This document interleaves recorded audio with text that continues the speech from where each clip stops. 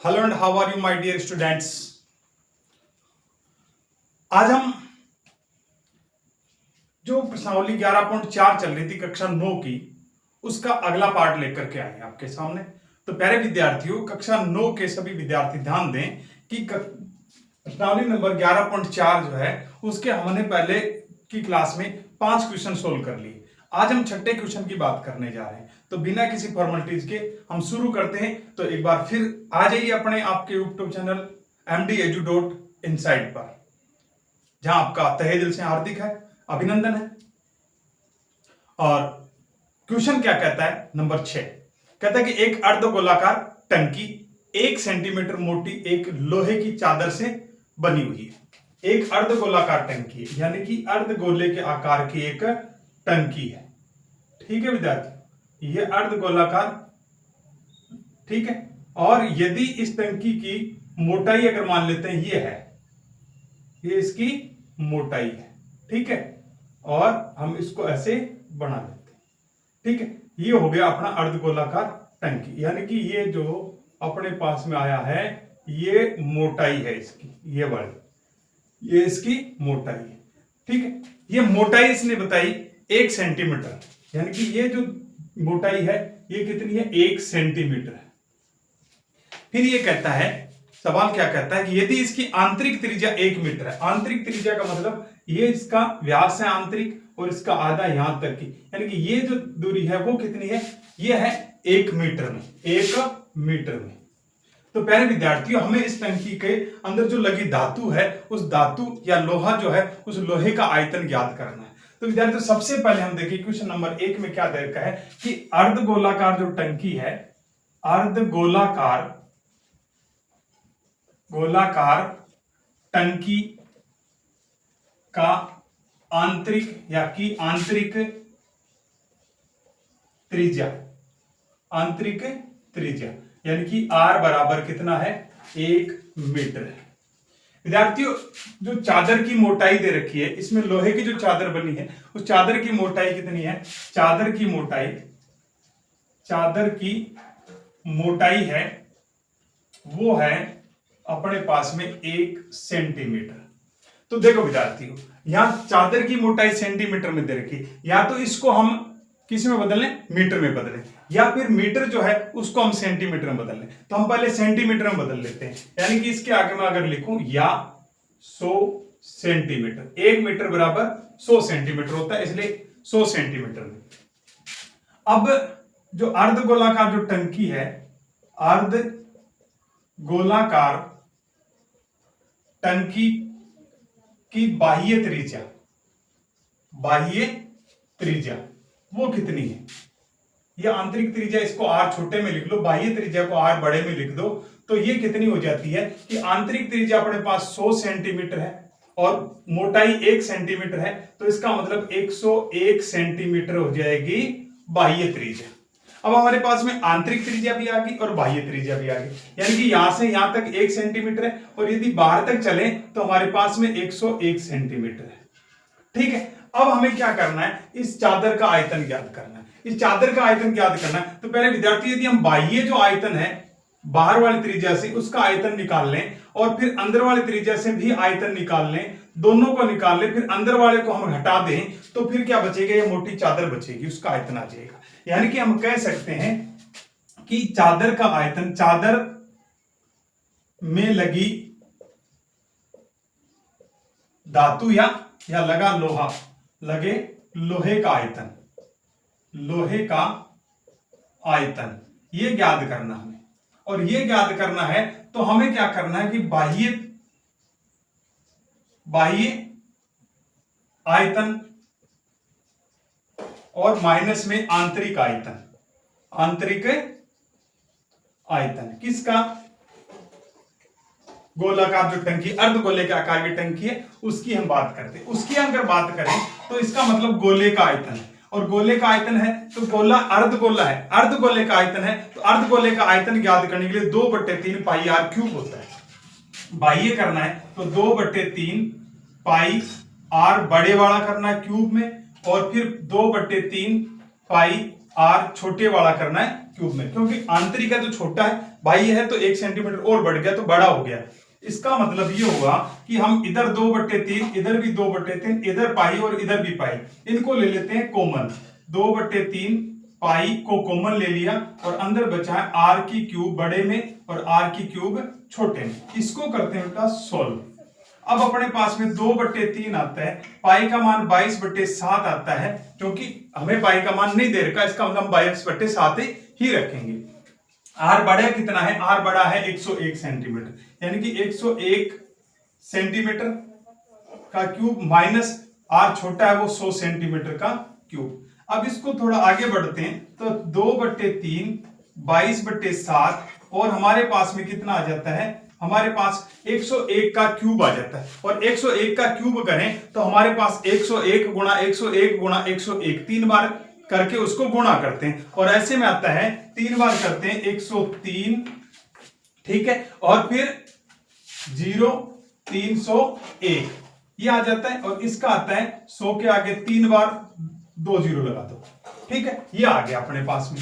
अब अपने पास में इतना आ जाता है, इसको हम सोल्व करते हैं तो 22 दूना 44 और 7 ये 21 गुणा में ये कितना बच जाता है? इकाई, दहाई, सैकड़ा, हजार, 10,000, लाख, 10 लाख, 10 लाख 30,301 है, उसमें से 10 लाख माइनस कर देते हैं तो 30,301 बनता है। और यहां पर अगर देखें हम 30,301 बच गया।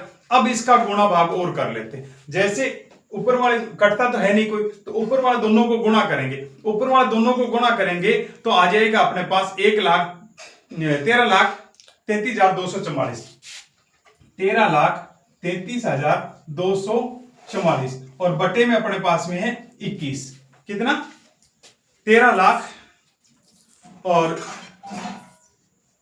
33,244 बटे में आ गए अपने पास में 21। अब 21 का इसमें भाग दे देते हैं, और जैसे ही हम भाग देते हैं तो प्यारे विद्यार्थियों भाग देख करके देख लें, भाजन क्रिया तो 9th क्लास में है, सबको आती होगी। इसका मतलब भाग देते हैं तो हमारे पास आ जाता है 63,487 63,487.81 सेंटीमीटर का क्यूब। विद्यार्थियों यहां सेंटीमीटर का क्यूब आया, जबकि हमारे पास में धातु जो है उसकी जो त्रिज्या, इस अर्धगोले की त्रिज्या मीटर में दे रखी है, इसका मतलब हम इसको मीटर में बदलेंगे। इसको किस में बदलेंगे? मीटर में। अपने पास ये जो है वो कितना आ गया?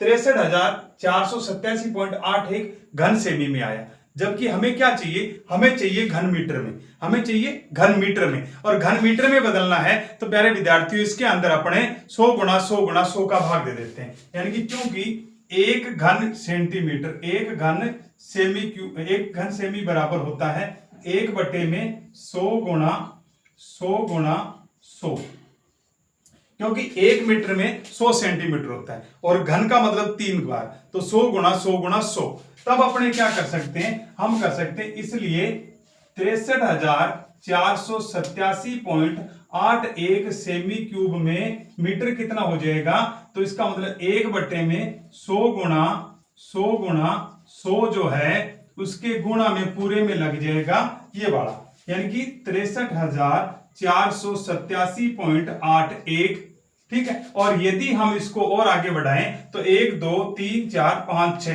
पॉइंट को 6 कदम इधर ले आते हैं, 1 2 3 4 5 और 1 0 और लगा दो, यानी कि 0.06348781 मीटर क्यूब होता है। और लगभग में भी आ सकता है, यदि लगभग में आता है तीसरा पद इसको 5 कर देते हैं, अन्यथा पूरा पड़े रहने देते हैं, ठीक है। तो जो 4 अंकों तक कर लेते हैं तो 8 तक आ जाता है। तो इस प्रकार से ये क्वेश्चन अपना होता है सॉल्व। क्वेश्चन नंबर 6 विद्यार्थियों, क्वेश्चन नंबर 6 कंप्लीट हो जाता है। उसके बाद हम क्वेश्चन नंबर 7 पर चलते हैं, और क्वेश्चन नंबर 7 क्या कहता है? क्वेश्चन नंबर 7 जो है वो हमें कहता है कि उस गोले का आयतन ज्ञात कीजिए जिसका पृष्ठीय क्षेत्रफल 154 सेमी स्क्वायर है, यानी कि गोले का पृष्ठीय क्षेत्रफल दे रखा है, गोले का पृष्ठीय क्षेत्रफल बराबर 154 सेमी स्क्वायर है, 154 सेमी स्क्वायर। तो हमें पृष्ठीय क्षेत्रफल ज्ञात दे रखा है और आयतन ज्ञात करना है, और आयतन के लिए हमें 4/3 पाई आर क्यूब, यानी कि आर का क्यूब चाहिए, हमें आर चाहिए। तो हम पृष्ठीय क्षेत्रफल से हम आर निकाल लेते हैं, यानी कि पृष्ठीय क्षेत्रफल का हम लगाते हैं सूत्र। पहले तो हमारे पास में क्या पृष्ठीय क्षेत्रफल का सूत्र क्या होता है, 4/3 pi r square, 4/3 pi r square, sorry 4/3 तो होता है आयतन में, अपने लगाना है 4 pi r square, 4 pi r square, और बराबर हो जाता है 154 सेमी स्क्वायर। अब यहां पर 4 अपने पास में है, पाई का मान 22/7 है, और हमें आर का स्क्वायर बराबर 154 सेमी स्क्वायर। यहां पर विद्यार्थियों हम देखते हैं आर स्क्वायर बराबर ले लेते हैं, तो 154 अपने पास में है, और जो नीचे है उसको ऊपर ले जाओ, यानी कि गुणा में 7 कर देते हैं, और नीचे 4 गुणा में 22 कर देते हैं। विद्यार्थियों 22 का हम 154 से तुलना करते हैं तो 22 सत्ते 154 होता है, 7 आता है, और यहाँ आर स्क्वायर बराबर 7 गुणा 7 यानी कि 49 होता है, तो ये 49/4, और आर बराबर यानी कि इधर स्क्वायर किया है, यानी कि इस स्क्वायर को हटाया है, यानी कि वर्गमूल किया, तो इधर भी वर्गमूल करेंगे, और 49 का वर्गमूल होता है 7, और 4 का वर्गमूल होता है 2, यानी कि 7/2 सेंटीमीटर अपने पास में त्रिज्या। अपने पास में यहां से क्षेत्रफल से हम त्रिज्या निकाल लिए। अब त्रिज्या निकाल ली तो हम इसका आयतन ज्ञात करेंगे, यानी कि गोले का आयतन ज्ञात करना है, आयतन।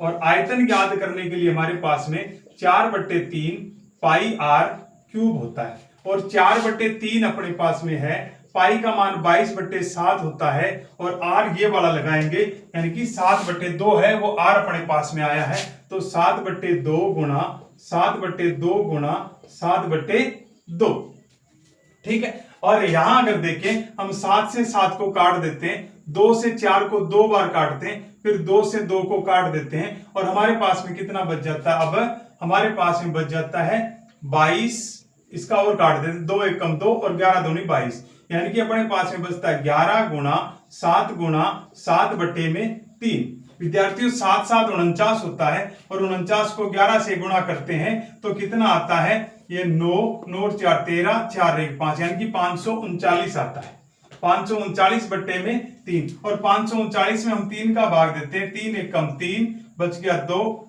उतारा 3, 7 के 21, बच गया 2, 9 7 चौके 28, 4 बार नहीं सॉरी 3 का भाग देंगे तो 9 3 27, और ये आ जाएगा, बच गया 2, 2 को ऊपर ले जाओ, 3 को नीचे ले जाओ, यानी कि अपने पास 179 सही 2/3 घन सेमी आता है। इस प्रकार से हम इसके आंसर तक पहुंचा। क्वेश्चन नंबर 8 की बात करते हैं, और क्वेश्चन नंबर 8 कहता है कि किसी भवन का गुंबद है, कोई गुंबद बना हुआ है, और गुंबद एक अर्धगोले का आकार का है, यानी कि अर्धगोले का आकार का इस तरह से एक गुंबद बना हुआ है, कैसे, इस तरह से, ठीक है, इस तरह से एक गुंबद बना हुआ है।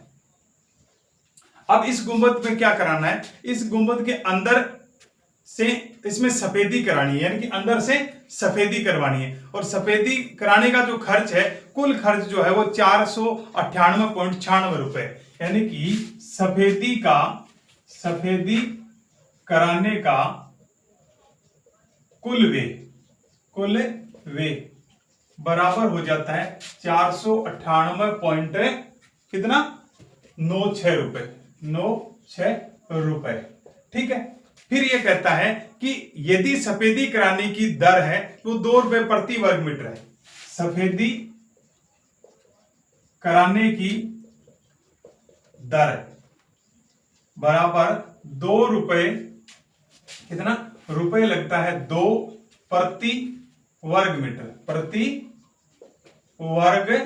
मीटर, ये इसका हो गया। अब हमें ज्ञात क्या करना है कि ज्ञात कीजिए गुंबद का आंतरिक वक्र पृष्ठीय क्षेत्रफल। नंबर 1 में करना है गुंबद का आंतरिक पृष्ठीय क्षेत्रफल।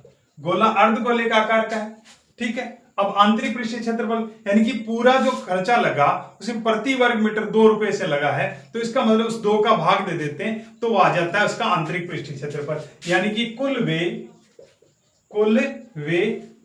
बटे में प्रति मीटर वे, ठीक है। और यहां अगर इसको मैं इधर लिख लेता हूं थोड़ा सा, और ये हो जाता है कुल वे हो जाता है 498.96 बटे में 2, 498.96 बटे में 2, और 2 से इसको काट देते हैं तो 2 दूनी 4, 4 दूनी 8, 1, 9 दूनी 18.4, 4 दूनी 8 और 8 दूनी 16, ये हो जाता है वर्ग मीटर में। कितने में? वर्ग मीटर में, क्योंकि प्रति मीटर दे रखा है, इसलिए इतना रुपए है, इतना जो है वो क्षेत्रफल है। ये कितना आ गया? गुंबद का आंतरिक पृष्ठीय क्षेत्रफल। अब अगला क्वेश्चन ये कह रहा है कि गुंबद के अंदर की हवा का आयतन। बेटा हवा की आयतन का मतलब होता है गुंबद के अंदर का जो आंतरिक जो आयतन जो है ना वो ज्ञात करना है, यानी गुंबद का आयतन कितना होगा। तो अब देख लेते हैं कि चूंकि यहां पर नंबर 2, गुंबद के अंदर की हवा का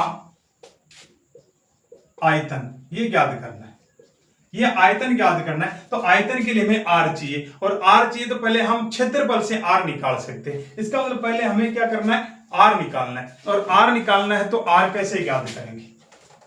आर ज्ञात करना है तो हम निकाल लेते हैं कि गुंबद, अब लिख लेते हैं अपने गुंबद का पृष्ठीय क्षेत्रफल बराबर 294.48 मीटर स्क्वायर। और क्षेत्रफल ज्ञात करने का, अर्धगोले का क्षेत्रफल ज्ञात करने का सूत्र क्या होता है? पूरे का 4 पाई आर स्क्वायर होता है, तो अर्ध का मतलब 2 का भाग देते हैं तो 2 पाई आर स्क्वायर हो जाएगा, यानी कि 2 पाई आर स्क्वायर बराबर 249.48, और यहां पर आर का स्क्वायर करते हैं तो 249.48 बटे में 2 पाई, ठीक है, बटे में 2 पाई, और पाई का मान 22/7 होता है, तो इसका हम आर का स्क्वायर बराबर 249.48 बटे में 2, पाई का मान 22 बटे में 7 होता है, 7 को हम ऊपर ले जाते हैं तो इस तरह से हम लिख सकते हैं। और इसको अगर हम कैलकुलेशन करें तो हमें ऊपर वाले को गुणा कर लेना है और नीचे वाले को गुणा करके उसमें भाग दे देना है, और नीचे वाले को भाग देता है। उससे पहले हम देख लें, इस पॉइंट को यदि हम हटा दें तो आर का स्क्वायर बराबर 24948 गुणा में 7 बटे में 22×44 और गुणा में 100 लग जाएगा, क्योंकि पॉइंट 2 अक्षरों के पहले है था, इसलिए इन 2 अक्षरों के बाद, 2 पॉइंट के बाद 2 अक्षर हैं, तो नीचे हम 100 से भाग दे देते हैं, ठीक है। और यदि हम इसका देखें तो अब देखो, इस 44 का भाग दे दो या तो इसके अंदर, और 44 का भाग देते हैं तो कितना आता है? 567 आता है, इसमें भाग देते हैं तो कितना? 567, और गुणा में 7 बचता है, और बटे में अपने पास में 100 बचता है, क्योंकि इससे इसको काटने पर 567 आता है। भाग देके देख लेना, भाजन क्रिया आपको बखूबी आती होगी, ठीक है। और यदि हम देखें तो यहां पर हमारे पास में आर स्क्वायर आया है, आर स्क्वायर आया है, तो अब अपने को क्या करना है? या तो इसके टुकड़े कर लो, ठीक है, या फिर इन दोनों को गुणा करके उसका वर्गमूल निकाल लो। और जब गुणा करके वर्गमूल निकालते हैं तो अपने पास में कितना आना चाहिए? 63 आना चाहिए। कितना? 63, यानी कि 63, और इसका वर्गमूल आना चाहिए 10, और यहां पर कितना आ जाएगा? कितना आ जाएगा? 6.3, यानी कि इसका करके देख लो, क्योंकि यहां मैं आपको बता देता हूं कि 567 जो है उसके हमें क्या करना है? अभाज्य गुणनखंड, अभाज्य गुणनखंड करना है, तो भाग दे लो, कितने का जाएगा? तो देख लो, इसमें 7 आता है, 2 का भाग नहीं जाता, 7 × 13 5 18, 3 का भाग जाता है, क्या जाता है? तो 3 एकम 3, और बच गया 2 और 6, तो 26, 26 में 3 का भाग जाता है, 8 3 24, बच गया 2 और उतार गया 7, 9 3 27, 9 और 8 17 18, 3 का भाग जाएगा, 6 3 18, 3 3 9, 3 का भाग जाएगा तो 21 3 63, 3 का भाग जाएगा तो 7, और 7 का भाग जाएगा तो 1, ठीक है, इतना आ जाता है। इसका मतलब इसका कितना आ जाएगा? 3 गुणा 3 गुणा 3 गुणा 7, ठीक है। और यदि इसका हम ये देखें तो यह आ जाएगा 3 गुणा 3 गुणा 3 गुणा 3 गुणा 7, और एक साथ ही आ जाएगा, ठीक है, एक साथ ये आ जाएगा इसका। और बटे में कर देते हैं अपने इसके नीचे 100, बटे में कर देते हैं इसके नीचे 100। विद्यार्थियों, हमें आर स्क्वायर बराबर ये मिल रहा है, तो आर बराबर कितना होगा? इसका वर्गमूल निकालेंगे, इसका भी वर्गमूल निकाल देते हैं, और वर्गमूल निकालते हैं 2 का जोड़ा 2 का जोड़ा 2 का जोड़ा, यानी कि 3 गुणा 7 बटे में 100, यानी कि 3 7 के 21 63, और 63 बटे में 10, यानी कि 6.3 सेंटीमीटर अपने पास में आ जाता है आर। यानी कि आर अपने पास में गुंबद का 6.3 सेंटीमीटर आता है। और अब यदि हम देखें तो प्यारे विद्यार्थियों हम कर लेते हैं गुंबद का आयतन, यानी कि सेकंड क्वेश्चन इसका। और सेकंड क्वेश्चन कहता है कि गुंबद का आयतन ज्ञात करो, यानी कि गुंबद के अंदर की हवा का आयतन, हवा का आयतन, और आयतन हवा कितनी है इसके अंदर, गुंबद का आयतन ज्ञात करेंगे। और गुंबद कैसा है, अर्धगोले का जैसा है। और अर्धगोले का आयतन का मतलब होता है 2/3 पाई आर क्यूब। और 2/3 पाई का मान 22/7 और आर कितना आया 6.3 या 63/10। तो हम 63/10 गुणा 63/10 गुणा 63/10 ले लेते हैं। और इसका 1/63 होता है और ये 7/21 होता है। तो हमारे पास में 2 गुणा 22 गुणा 7 गुणा 63 गुणा 63 और बटे में 10 गुणा 10 गुणा 10 आता है। अब ऊपर वाले सबको गुणा करके और नीचे वाले 10 गुणा 10 गुणा 10 का भाग दे देते हैं। और ऐसे में अपने पास में 523.9 मीटर क्यूब आता है। कितना, 523.9 मीटर क्यूब आता है। ये आता है इसका आयतन। तो प्यारे विद्यार्थियों क्वेश्चन नंबर 8 इस प्रकार से होता है अपना संपन्न।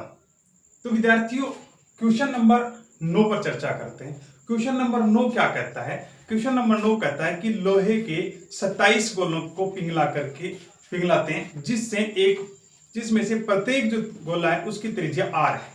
ठीक है, यानी कि 27 छोटे गोले हैं, प्रत्येक की त्रिज्या r है और उसका पृष्ठीय क्षेत्रफल s है। फिर उससे एक बड़ा गोला बनाया जाता है और जो बड़ा गोला है उसका पृष्ठीय क्षेत्रफल s के ऊपर डैश लगा दिया। ठीक है, तो हमें देखना है पहले जो छोटे गोले हैं उनका आयतन, यानी कि छोटे गोले की त्रिज्या, छोटे गोले की त्रिज्या बराबर r। ठीक है, गोलों की संख्या कितनी है, जो छोटे गोले हैं उनकी त्रिज्या, उनके छोटे गोलों की संख्या कितनी है, 27 है। ठीक है, और छोटे गोला जो है, छोटे गोले का पृष्ठीय क्षेत्रफल है वो है s। किसका, प्रत्येक छोटे गोले का पृष्ठीय क्षेत्रफल है s है। किसका, प्रत्येक। ठीक है, अब अपने को याद करना, अपने को बताया कि नया गोला जो बनेगा, नए गोले की त्रिज्या हमारे पास r की डैश ये बड़ा कर दिया। और फिर नए गोले का पृष्ठीय क्षेत्रफल वो होता है s की डैश। ठीक है, यहां तक अपनी चीजें दे रखी है। अब हमें याद क्या करना है कि नए गोले की त्रिज्या ज्ञात करनी। पहले नए की ज्ञात करने से पहले जो छोटे 27 गोले हैं उनको पिघलाना है और फिर नया गोला बनाना है। तो इसका मतलब पहले 27 का ज्ञात करेंगे, फिर उसका पता होगा तो वही नए गोले का हो जाएगा। तो पहले हम देखेंगे कि 27 हल करते हैं, यहां पर हल कर लेते हैं। 27 छोटे गोलों की या गोलों का आयतन। पहले विद्यार्थियों आपको पता है कि एक गोले का आयतन होता है वो 4/3 पाई r की क्यूब होता है। तो छोटे 27 है तो गुणा में 27 और कर देते हैं और इसका आ जाता है 9 3 27 और यहां आ जाता है 9 चौक 36, 9 और 4 को गुणा करेंगे पाई r का क्यूब, ये आ जाता है। ये 27 जो छोटे गोले हैं उनका आयतन आ गया। अब ये 27 का आयतन आ गया, हमें इस 27 से एक नया गोला बनाना है। 27 से हमें एक नया गोला बनाना है। तो नया गोला बनाना है तो उसकी आर कितनी होगी, तो सबसे पहले इसकी आर निकालेंगे, एक की पहले निकालेंगे। इन 27 गोलों से जो नया गोला बनेगा उसकी त्रिज्या कितनी हो जाएगी, पहले ये देखते हैं। तो नए गोले का आयतन कितना है, तो नए गोले का आयतन बराबर छोटे 27 गोलों का आयतन।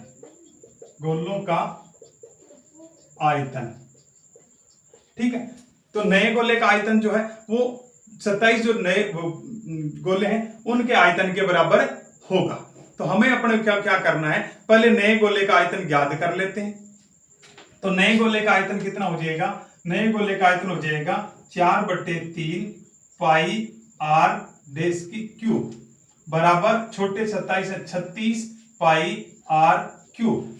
ठीक है, 36 पाई r क्यूब। और इसको हल करते हैं तो हमें देखने को मिलता है कि ये पाई से पाई हम काट देते हैं। ठीक है, और फिर बचता है 4/3 और r क्यूब और ये r डेश की क्यूब और r की क्यूब। हमें देखना है कि यहाँ पर r डेश की क्यूब बट्टे में r की क्यूब बराबर, इसको इधर ले नीचे चला गया, इसको इधर ले जाएंगे तो 36/4 गुणा में 3 और ये आता है 9।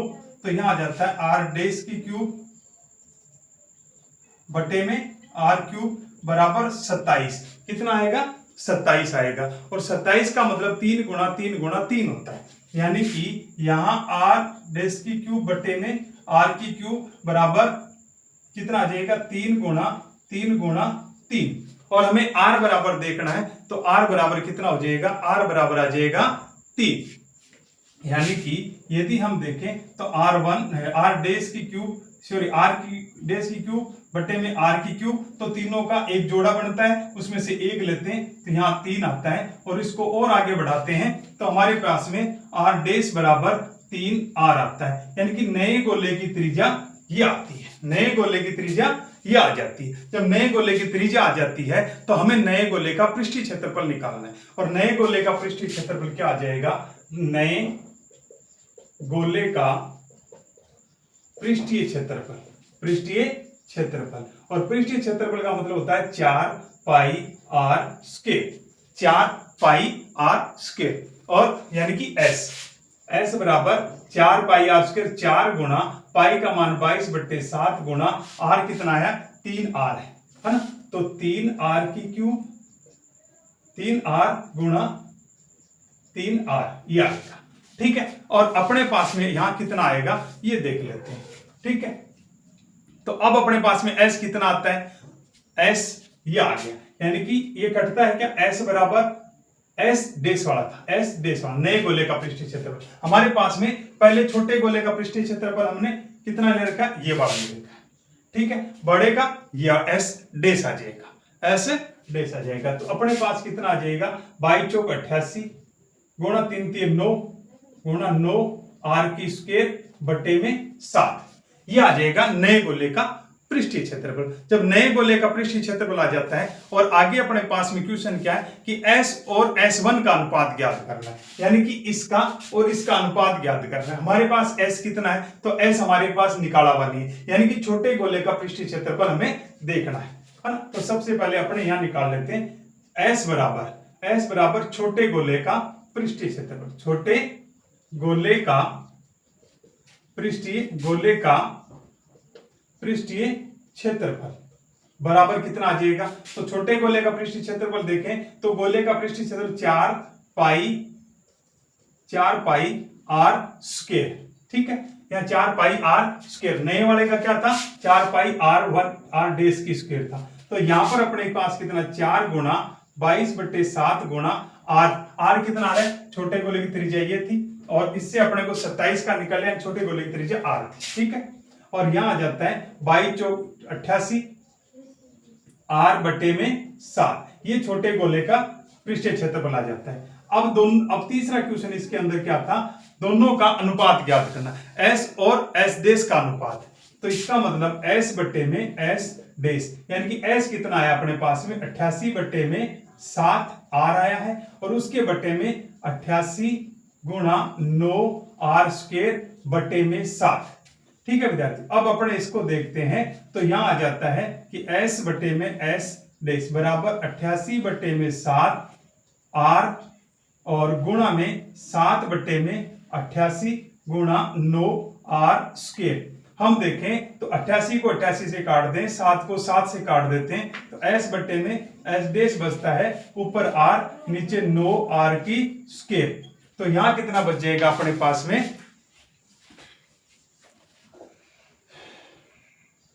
88 आर, सॉरी यहाँ पर आर स्क्वायर है तो गुणा आर और हो जाएगा, ठीक है। यहाँ अपने को आर स्क्वायर, तो यहाँ आर का स्क्वायर है, 88 के साथ में स्क्वायर है, इसके साथ स्क्वायर है, तो इस आर स्क्वायर से आर स्क्वायर हम काट देते हैं तो अपने पास में कितना बचता है, ऊपर तो 1 बचता है और नीचे बचता है 9, तो 1/9 यानी कि 1:9 आ जाता है। यानी कि हमारे पास में S अनुपात S डेश का मतलब होता है 1:9, 1:9 हो जाता है। तो प्यारे विद्यार्थियों, क्वेश्चन नंबर 9 ये संपन्न होता है। क्वेश्चन थोड़ा सा रिस्की सा है, यानी कि थोड़ा पजल करने वाला है। विद्यार्थियों एग्जाम के नजरिए से देखें तो इसका कोई ज्यादा महत्व नहीं रह जाता है, लेकिन फिर भी अगर याद करना है, समझना है तो इसको 1 से 2 बार देखेंगे तो समझ में आ जाएगा। अब अगले क्वेश्चन की चर्चा करेंगे। अब अगले क्वेश्चन 10 नंबर की बात करते हैं, और क्वेश्चन नंबर 10 क्या कहता है कि दवाई का एक कैप्सूल है, दवाई का एक कैप्सूल है जो 3.5 mm व्यास का एक गोला है, यानी कि गोलाकार कैप्सूल, गोलाकार कैप्सूल, ठीक है, का व्यास बराबर 3.5 mm, और व्यास का मतलब होता है 2r बराबर 3.5 और r बराबर 3.5/2, ठीक है, ये mm में आ जाएगा। r अपने पास में इसका आ गया। फिर ये कहता है इस कैप्सूल को भरने के लिए कितनी दवाई चाहिए। तो किसी भी वस्तु या कोई पात्र होता है उसके अंदर कुछ भरा जाता है, इसका मतलब उसका आयतन होता है, उसका मतलब उसका आयतन होता है, और इसका मतलब हमें गोले के जो कैप्सूल जो है उसके अंदर जो दवा भरी जाएगी उसका आयतन ज्ञात करना है ना। तो कैप्सूल में भरी जाने वाली दवा का आयतन बराबर गोले का आयतन, ठीक है। तो गोले का आयतन ज्ञात करने का सूत्र होता है 4/3 पाई r क्यूब, और 4/3 गुणा 22/7 गुणा 3.5/2 गुणा 3.5/2 गुणा 3.5/2। पॉइंट इसका हटाते हैं तो यहाँ 0 लगा देते हैं, इसका पॉइंट हटाते हैं यहाँ 0 लगा देते हैं, इसका पॉइंट हटा करके यहाँ 0 लगा देते हैं।